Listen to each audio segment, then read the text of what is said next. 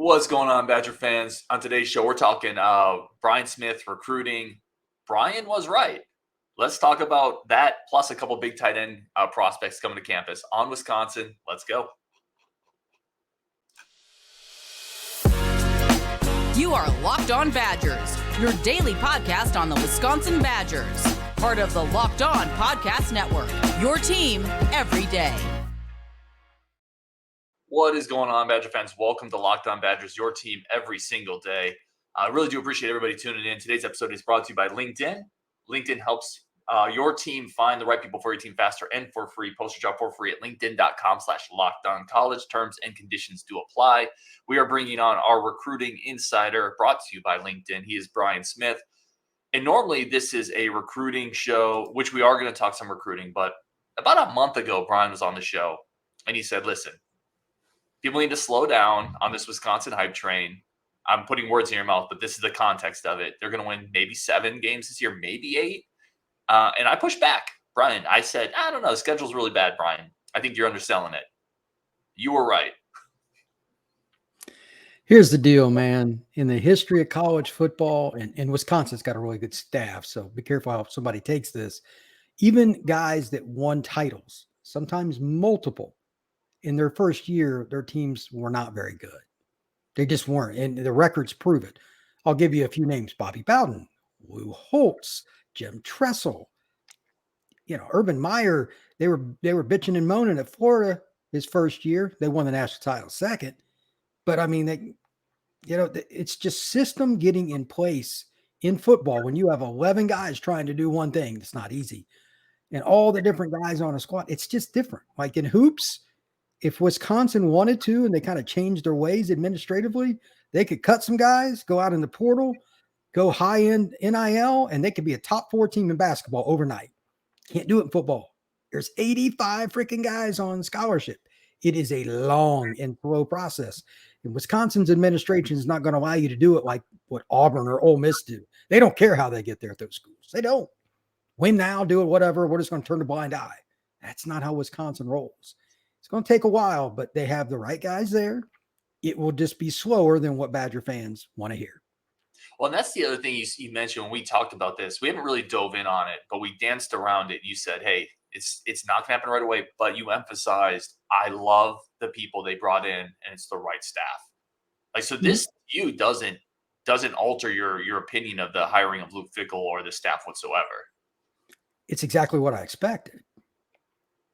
I know Wisconsin fans, and this is a problem in sport in general. I was talking to Alex Dono about this today. I did the Locked On Miami podcast. Miami fans are, if what you think Wisconsin fans are, you're not in the stratosphere. They are the most thin-skinned fans in the country. There's so many things to do in South Florida, et cetera. If Miami loses a game, they jump ship. They go watch the Heat. They go watch it. In Wisconsin, it's a different deal. You got the Packers, you got the Bucks, you got the Badgers. In South Florida, you got the beach and one of the greatest ones in the world and a million things to do. Sports teams fail, they jump. Well, the good news for Wisconsin is they got the right head coach. He's proved. I mean, you can win at freaking Cincinnati, a program that could easily be cast away as not a top 50 program all time, and they're not. You can win at Wisconsin. The resources are completely different. You have the Big Ten money and the contract, all the stuff that he has, even in a school that is not as athletic friendly as, say, Auburn or whatever. You're going to be able to get the right people in there. The only thing is, it's not easy to recruit to Wisconsin because of the weather and stuff. That's just the way it is. You can't change your location. So they just got to be selective on how they build their program. And we'll talk more and more about this over shows over time. But redshirting at Wisconsin and keeping seniors around and not losing guys, here's the key. Not losing guys to the portal to school X, Y, and Z. Like, let's be honest, SC's buying guys off people's rosters. And they still suck, by the way. We can talk about that too. It's hilarious. They just got beat by 4 touchdowns by a team that can't throw a pass. I mean, it's true. You have to be able to keep guys in place. Fickell's system is really good defensively. I will bet you money, the same way I bet they were going to win 7 or 8 games this year, that they will be 9-10 wins. And depending on quarterback, corner, and D-line, we'll talk about that in a minute, they can be 10-plus win team year 4 or 5 and on. This could be his final job. The only chance he would ever leave, I think, would be maybe the perfect NFL job or Ohio State. But Wisconsin's a great place to be the head coach for a guy like him. His personality, think of a better place for Luke to be. Yeah. Then, I grew up in the Midwest. I know Cincinnati, I know Wisconsin. It's a good fit. This is going to work long term. Badger fans may not be very patient. Not anybody is. 1 and 2, as far as the first couple of years, you're an 8-ish win team. After that, they should start winning 9+ games a year. Let me ask you this, because fans, I think it's really good insight that you're bringing here. It's a very measured, honest take on this, which we need that from the outside at times, because fan bases get very laser focused internally. But should the leash be shorter in the transfer portal era? Because you mentioned guys like Tressel, Bobby Bowden, Urban Meyer. They weren't operating in an environment where it is easier now to go get your guys, even at Wisconsin. To a certain degree, it depends, though, because I was talking to somebody about this the other day. Let's use the National Football League as an example. Out of the 32 teams, there are about 15 of them that at the beginning of the season, they know flat out we are screwed because it's the league, the way the rules are. It's still football. But if you don't have a dude at quarterback, because if you touch somebody in the secondary, it's a flag. But you've got to at least complete some passes, get it going for the refs to kind of be on your side. Then you can start hammering teams. You can barely run the ball. Doesn't work that way in college. And I think that Wisconsin, and unfortunately, your quarterback breaks his hand in the last game. That's not something that's, if that happens, those seasons are out the window. There's nothing you can do when your quarterback goes down, bro. That's just bad news bears. So you got to throw those out. They're lucky it happened in year 1 and not year 4. I'm not trying to pick on any kid to lose his senior year or anything, but there's no replacing that. If J.J. McCarthy went down at Michigan, you think they're going to the playoffs? No, it's not. I can't name the Michigan backup. And I think Harbaugh is an incredible coach. They would be screwed. So we'll get into quarterback again here in a second, but you have to have all your systems in place so that when you do lose a player, hopefully not quarterback, it's lesser. And right now their depth chart is not fit for all their systems, D-line in particular. We were talking about that before the show. They're at 15 sacks. They can't pressure the quarterback enough.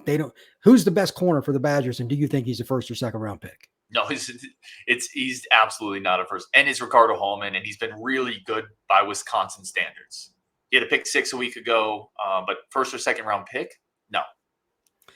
The teams that go to the playoff are ranked in the top 8. If you go through them right now, and even a few teams below, those teams almost all have corners and D-linemen. It's the same thing. There's no shortcut. So back to your point, is Wisconsin's administration going to let them take sophomores and juniors in the transfer portal and do so willingly? Wisconsin's academics are a little different than the 99% of the state schools. They've got to be able to get some more corners in there. They're not getting as many of them out of high school traditionally, although this recruiting class is going to start the trend. I still think they need you're not going to rely on freshmen, right? If you do, that's not going to go well.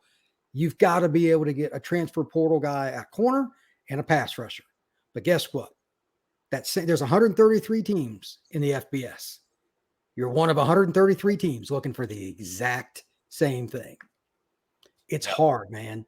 There are schools that I know, like Alabama, and there are schools that came up short at certain spots that are the normal name schools. So while we can say it's the transfer portal era, there are teams that have failed miserably because of the transfer portal. And how much has it helped USC? I know you don't really care about Notre Dame or SC, but I'm sure you saw some of those highlights. How much has it helped SC? They brought in like 3 or 4 offensive linemen.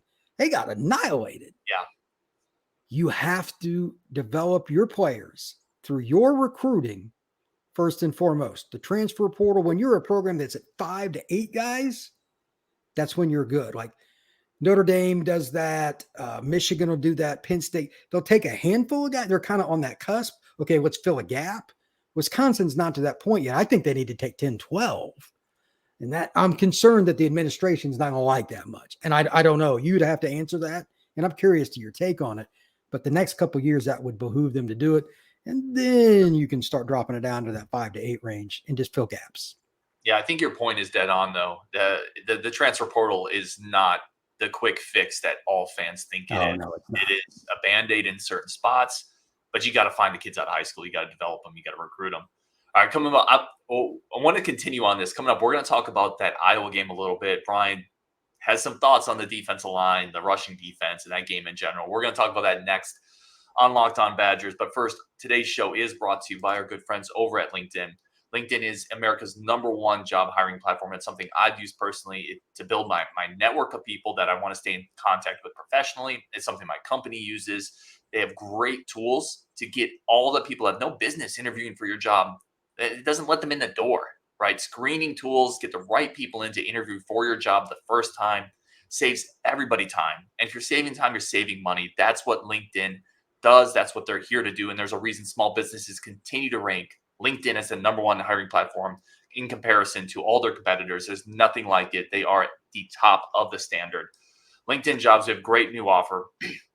LinkedIn Jobs helps you find the qualified candidates you want to talk to faster. Post your job for free at linkedin.com/lockedoncollege. That's linkedin.com/lockedoncollege. Post your job for free. Terms and conditions do apply. All right, let's bring Brian back into the show. Do want to say thank you to every single person tuning in. Y'all are amazing, and thank you as we continue to build this brand and this show up, talking about the Badgers. Brian, Wisconsin played, I would say, a less than pretty game against Iowa. Lost 15-6. I'm trying. They gave up thoughts on a defense giving up 200 rushing yards, an 80-yard touchdown run against the team that you know isn't going to throw the ball. Two things there. One, it goes back to year one stuff. There's probably 2, maybe 3 games a year in first year tenures, even like Tressel, who's about as conservative coach, and we can use him as relation. He was at Ohio State. He was as good, sound, fundamental football as there was. But if I remember right, even though they beat Michigan the end of his first year, I think they finished like 7-5. In the middle of that year, Ohio State was like 1 week, pretty darn good. Next week, not so much. And keep in mind, Tressel inherited Cooper's recruiting, and Cooper could recruit. They had a top 5 class every year, and they still barely got over 500. So I know that's a different era, but that was like 2001 or whatever. Come on. Michigan was dominant, and they went out and smacked them in the mouth. If you're consistent with running your system, eventually the flywheel goes faster and it catches. And you go from first, not to second gear, but to fourth. And that's what Tressel's trying to do back then. And that's what Luke Fickell is trying to do right now. You just got to hope that it hits a little sooner. Maybe Wisconsin beats somebody at the end of the year. Maybe they smack Minnesota or something like that. I don't know. I mean, that's possible. By the way, Minnesota's not that good. They need to win that game. I'm just going to, if they don't win that game, I'm coming on here and bitching for 25. Please do. You can join me on that one if they don't win that one. I may watch that game with you and text you about it, because nothing against Minnesota personally, but like, they're not very good. You need to win that game. The point is still the same, though. It's a slow process. You have to input your system. You got to do it now. And Wisconsin's now doing it without their quarterback, and then the D-line thing. Like, it's mind-blowing on the outside, but I'm not surprised. Fickell's scheme is going to take some time. They have a lot of blitz packages. His system is almost identical to Notre Dame's, because, Bremen and him worked together at Cincinnati. Year one, Notre Dame had some weird run fit problems, but they've kind of figured out the last couple of weeks with some basic stuff, and it's caught. But it took over a year. It's not, again, they're buddies. They run the same stuff. Mm-hmm. And they just completely shut down freaking Caleb Williams doing that. There is not a better player in college football than Caleb Williams. Anybody wants to argue with me on that? Please contact me. I'm sure Wisconsin would love to have his services. But 200 yards, you knew they were going to not throw much. Is it a problem? Yeah. Am I shocked? No. But that's recruiting misses by the last staff more than anything else. That's not Luke's fault. Mm-hmm. You can't change the roster overnight. Again, it's like hoops. Wisconsin can change half their roster in a year without even trying. You can't really do that in football unless you're really active in the portal, and that's still very difficult. So all these things come together, man, and I think it will be about game 6 of year 2. You'll start to see the dividends of Fickell being in Madison. I know that's not what Wisconsin fans want to hear, but traditionally that's the case. Like Tressel got it going a little earlier. Tressel was a great coach. But even took Bowden years to get Florida State going. You know what I mean? Like it's easier to recruit to Florida State. No offense, but location matters. Yeah. So it's going to take time. Do you believe in their system? As a Wisconsin fan, I'm just asking you, do you believe in what Fickell did at Cincinnati? Because That's what all Wisconsin fans have to ask and understand. Their recruiting is different there. Red shirt, red shirt, red shirt. They got to win with juniors, seniors, and fifth-year seniors. They're not going to go win with sophomores and juniors like Ohio State does and they leave. They're not. You need to get a few more, and they're doing that. But that, like the D-line problem we're talking about, they should never again, like giving up 200 yards to Iowa sounds worse than it is. And I'm even like, it's bothersome to me. But in years 2 and 3 and 4, when this rivalry continues, it'll be 110, 120 yards. And Iowa's a very well-run operation, obviously. But you can put 8 in the box. Mm-hmm. There's no excuse for that. But how many big plays do you think Wisconsin gave up? The 80-yarder and how many more? Like 20 plus. That's it. That's what I mean. If that's a 5-yard run, A, it changes the game, and B, they're at 130 yards. That's why coaches bitch and moan about guys with run gap fits. In practice, if you ever go to a practice and guy gets out of place just a little bit, even if he makes the tackle, they go ballistic because of that play. It's boring, but it's wins and losses too. Yeah, and you hit on scheme and adjustments, but at the end of the day, I think you're also pointing out the fact that if they had a couple more dudes on the defensive line, the scheme doesn't matter as much, right? If you just it changes everything. Not only the plays you make, but it changes how the other team schemes for you and what plays they even freaking run. If you know you can't nickel and dime a team down the field, you take more chances. Maybe one of those chances goes the other direction and you score a pick six. All this stuff goes together, man. They've got to hit on a few more D-line recruits. There's somebody that talks about that, quite honestly. That would be me. Yeah. And they also need to just continue to put in their system. Years 2 and 3, you will see a much different team when they play against Iowa. We're excited for that one. Let's talk about some of the recruiting now. Let's shift gears a little bit. Not a defensive lineman, not a cornerback, but still a really big piece of the 2024 class. Grant Stec. We haven't really had a chance to talk about him. Tight end, big kid coming out of Illinois, 6'5-ish, 230. Really good offer list. SEC schools, Big 12 schools, Pac-12 schools, Big 10 schools, Penn State, Tennessee. What were your thoughts on Stec watching him on film? I watched him as a junior, thought he was good. Wasn't really sure if he could be an upper echelon Big 10 SEC guy. Seeing some clips that he put up on his own huddle here recently, his speed has improved. He's still a physical kid. Like the baseline plays from his junior year, he's okay. He can play at Wisconsin, but play and be a playmaker are not one and the same. Stec now is faster and gets to, like when he blocks, he'll hit a guy and go up to the second level and take on a linebacker and just bury that dude. He's on him now. Same thing with the passing game. He's not a burner. There's only one Brock Bowers, but at the same time, he can be a threat against linebackers. This is the kind of guy that you're going to win with at Wisconsin. You redshirt him. He's a redshirt freshman. He's your second tight end. As a junior, senior, fifth-year senior, he's your starter. Let's go. That's your guy. And in today's era, I talk about this all the time. The offenses are at such an advantage. You come out in 22 personnel 15 years ago, well, they're going to run power football. They might on first down, but then they go no huddle with those same guys, and both your tight ends are at the freaking slot spots, and you got a nickel back out there, and you just run a little toss to your running back. You got a tight end on a 170 guy blocking him.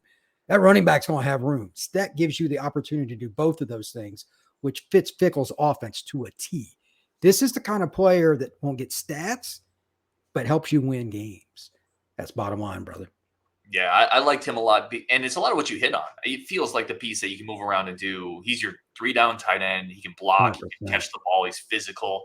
And he feels like the type of player that you don't need to project a ton. He's not a 6'6", 200-pound guy that you're like, I hope. No, physically, there's something about certain guys. The old term is meatheads.